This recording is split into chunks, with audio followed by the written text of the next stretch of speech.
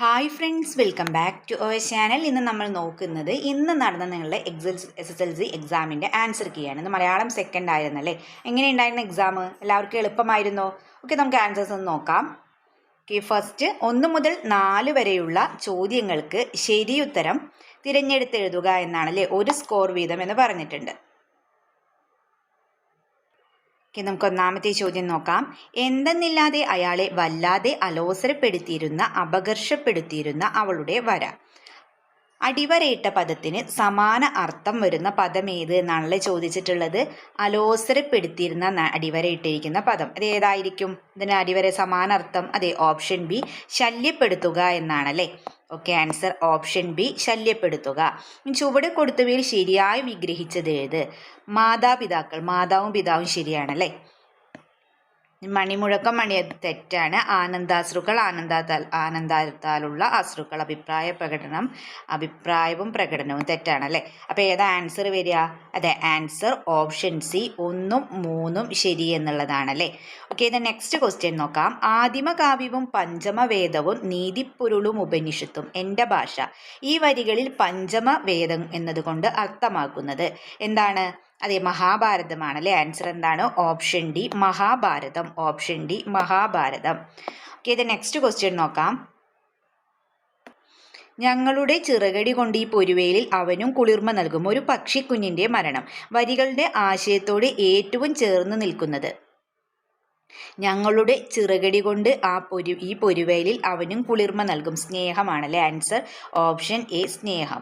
Then 5 മുതൽ 7 വരെ ചോദ്യങ്ങൾക്ക് 3ഓ 4ഓ വാക്യത്തിൽ ഉത്തരമെഴുതുക.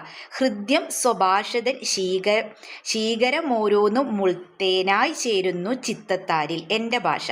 ഭാഷയുടെ എന്തൊക്കെ പ്രത്യേകതകളാണ് വരികളിൽ വർണ്ണിക്കുന്നത്? കവി എന്താ കൂട്ടുകാരെ ഇവിടെ ചെയ്യുന്നത്? മാതൃഭാഷയെ തേനിനോട് ഉപമിക്കുകയാണല്ലേ. മാതൃഭാഷ ഹൃദ്യവും മധുരതരവുമാണെന്നാണ് പറയുന്നത് അല്ലേ. അത് കേൾക്കുമ്പോൾ എന്താണ്? ആ മനസ്സിൽ കുളിർമയും സന്തോഷവും നിറയുന്നു എന്നാണല്ലേ ഈ വരികളിൽ സൂചിപ്പിക്കുന്നത്.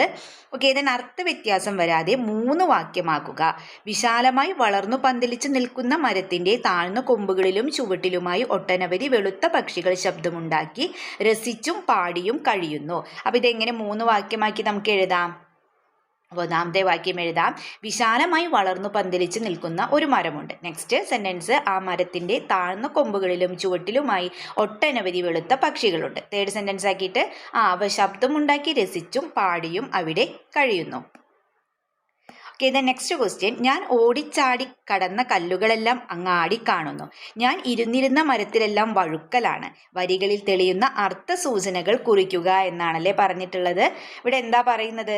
ജീവിതത്തിലെ കഷ്ടപ്പാടുകളും പ്രതിസന്ധികളും നിറഞ്ഞ വഴിയാണല്ലേ കവി ഇവിടെ സൂചിപ്പിക്കുന്നത്. താൻ കടന്നു പോകുന്ന വഴികൾ എന്താണ്? അനുഭവങ്ങളും ആ തിരിച്ചറിവുകളുമാണ് ഇതിലൂടെ പറയുന്നത് അല്ലേ കവി. Okay, the next question. അടുക്കളയിൽ നിന്ന് അരങ്ങത്തേക്ക് എന്ന നാടകം ഇക്കാലത്ത് ഒരു ആറ്റം ബോംബായിരുന്നു. ചരിത്രം രചിച്ച നാടകം. ഈ നിരീക്ഷണത്തിന്റെ പൊരുൾ വ്യക്തമാക്കുക എന്നാണല്ലേ പറഞ്ഞിട്ടുള്ളത്. ഓക്കെ, ദ നെക്സ്റ്റ് ക്വസ്റ്റ്യൻ നോക്കാം. നിങ്ങൾ എഴുതിയിട്ടുണ്ടല്ലോ. Okay, the next question. 8 മുതൽ 11 വരെ ചോദ്യങ്ങൾക്ക് അരപ്പുറത്തിൽ കവിയാതെ ഉത്തരം എഴുതുക എന്നാണല്ലേ പറഞ്ഞിട്ടുള്ളത്. പൂനിലാവ് വന്ന് പൂ വിതറുന്നുണ്ട്. പൂക്കളിൽ പൂറാണിയായി പൂത്തു നിൽക്കുന്നോളെ ഗൽബിലെ നിലാവ്. വരികളിലെ കാവ്യഭംഗി വിശദമാക്കുക എന്നാണല്ലേ. ഇവിടെ എന്താ കൂട്ടുകാരെ പറയുന്നത്? ആ പ്രകൃതിയുടെ സൗന്ദര്യത്തെ കവി അതിമനോഹരമായിട്ട് ചിത്രീകരിക്കുകയാണല്ലേ. പൂനിലാവ് പൂ വിതറുന്നു എന്ന പ്രയോഗത്തിലെ എന്താണ്? വെളിച്ചത്തിന്റെ സാന്നിധ്യത്തെയാണല്ലേ കവി ആവിഷ്കരിക്കുന്നത്. പൂക്കളോട് ചേർത്ത് പ്രകൃതിയെ എന്താണ്? പൂറാണി എന്ന് പറഞ്ഞ പൂക്കളുടെ റാണിയായിട്ടാണല്ലേ വർണ്ണിക്കുന്നത്. യെസ്. അപ്പൊ ഇതുപോലെ നിങ്ങൾ എന്ത് ചെയ്യാം? അരപ്പുറത്തിൽ കവി അത് വിശദീകരിച്ച് എഴുതിയിട്ടുണ്ടാവും അല്ലേ. വരികളിലെ കാവ്യഭംഗി വിശദീകരിച്ച് എഴുതിയിട്ടുണ്ടല്ലോ. ഓക്കെ, ഇതിന് 9ാമത്തെ ചോദ്യം. മകനെ, നീ ആശിക്കുന്നത് പോലെ നിന്നെ തുടർന്ന് പഠിപ്പിക്കണമെന്നാണ് എന്റെയും ആഗ്രഹം. ജോസിന്റെ കണ്ണുകളിൽ ആനന്ദാശ്രുക്കൾ നിറഞ്ഞു. അദ്ദേഹം വാത്സല്യപൂർവ്വം അവന്റെ തോളിൽ തട്ടി. സൂചനയും പാഠവും വിശകലനം ചെയ്ത് ഫാദർ ഫ്രാൻസിസ് എന്ന കഥാപാത്രത്തിന്റെ സ്വഭാവ സവിശേഷതകൾ കുറിക്കുക. എഴുതിയിട്ടുണ്ടാവല്ലേ. ജസ്റ്റ് ഒന്ന് നമുക്ക് പറയാം. എന്താണ്? ഫാദർ ഫ്രാൻസിസ് വളരെ സ്നേഹസമ്പന്നനായ ഒരു വ്യക്തിയാണല്ലേ. കുട്ടികളുടെ വിദ്യാഭ്യാസത്തിൽ താല്പര്യം കാണിക്കുകയും അവരെ പ്രോത്സാഹിപ്പിക്കുകയും ചെയ്യുന്ന അദ്ദേഹം എന്താണ്? തൻ്റെ വിദ്യാർത്ഥികളോട് വാത്സല്യത്തോടെ പെരുമാറുന്ന നല്ല ഗുരുവും വഴികാട്ടിയുമൊക്കെയാണല്ലേ. Okay, the next question. ഏതൊരു വേദവും ഏതൊരു ശാസ്ത്രവും ഏതൊരു കാവ്യവും ഏതൊരാൾക്കും ഹൃത്തിൽ പതിയണമെങ്കിൽ സ്വഭാഷതൻ വക്ത്രത്തിൽ നിന്നുതാൻ കേൾക്ക വേണം. വള്ളത്തോളിൻ്റെ വരികളാണല്ലേ.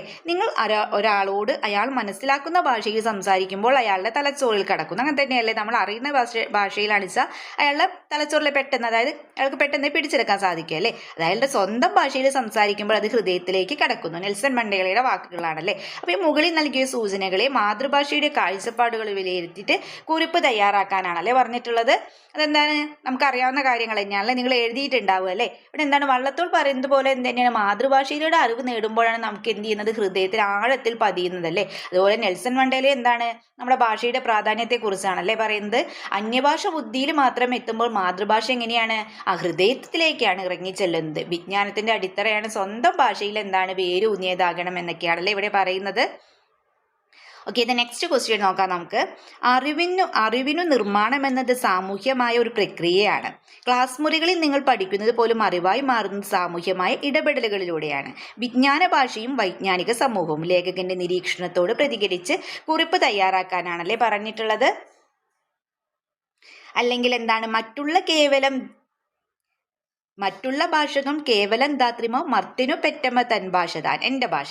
മാതൃഭാഷയിൽ പഠിക്കുമ്പോൾ കുട്ടികൾ കാര്യങ്ങൾ എളുപ്പത്തിൽ മനസ്സിലാക്കുന്നു. സൂചനയും പ്രസ്താവനയും വിലയിരുത്തി അവിടെ എന്താണ്, മാതൃഭാഷയുടെ പ്രാധാന്യത്തെക്കുറിച്ചാണ് അല്ല എഴുതിയിട്ടുണ്ടാവുമല്ലോ. അപ്പോൾ ഇതല്ലേ എളുപ്പം, മാതൃഭാഷയുടെ പ്രാധാന്യത്തെക്കുറിച്ച് എഴുതാനല്ലേ. ഏതായിരുന്നു നിങ്ങൾ എഴുതിയിട്ടുള്ളത്. ഓക്കെ, ഇത് നെക്സ്റ്റ് ക്വസ്റ്റ്യൻ. ചുവടെ നൽകിയ ചോദ്യത്തിന് ഒരു പുറത്തിൽ കവിയാതെ ഉത്തരം എഴുതുക. മറ്റുള്ളവരെ കൊണ്ട് പറയിപ്പിക്കാൻ ആളു കൂടുമ്പോളുടെ വരയും കുറിയും. പച്ചയുടെയും മഞ്ഞയുടെയും കുറേയേറെ വരകൾ. അയാൾക്കൊന്നും പിടികിട്ടേയില്ല. ഫ്ലാസ്ക് തുറന്ന് ചായ പകരവേ തുള്ളികൾ വീണ് അവളുടെ കയ്യിലെ മഞ്ഞച്ചായം ഇളകിക്കൊണ്ടിരുന്നു. ചിത്രകാരി. സൂചനയും കഥയും വിശകലനം ചെയ്ത് ചിത്രകാരി എന്ന കഥയ്ക്ക് ഒരു ആസ്വാദനം തയ്യാറാക്കുക എന്നാണല്ലേ പറഞ്ഞിട്ടുള്ളത്. നിങ്ങൾ എഴുതിയിട്ടുണ്ടല്ലോ. അല്ലെങ്കിൽ എന്താണ്, ക്വസ്റ്റ്യൻ നോക്കൂ.